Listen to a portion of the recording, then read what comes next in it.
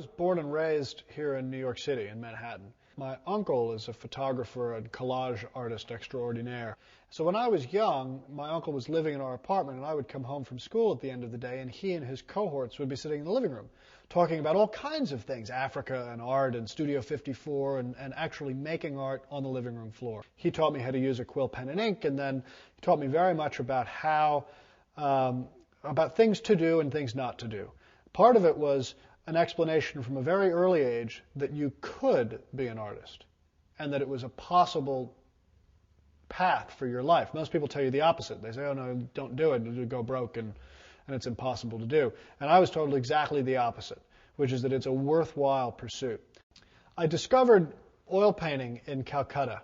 I had my bags stolen on a train, and I needed to go buy some new quill pens and ink and etc. And there was a national strike, and I was walking through the streets of Calcutta with tens of thousands of extremely angry Bengalis who were chanting all sorts of things in Bengali that I didn't understand. And I came out of this mass flow of humanity into a 19th century art supply store that was empty of patrons, but full of paints and pigments and oils and medium.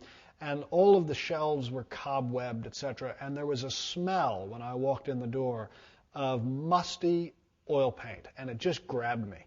And it's held me ever since. I'll never forget that moment. I'll never forget that smell. And at that point, I dedicated myself completely to going down the path of being an oil painter.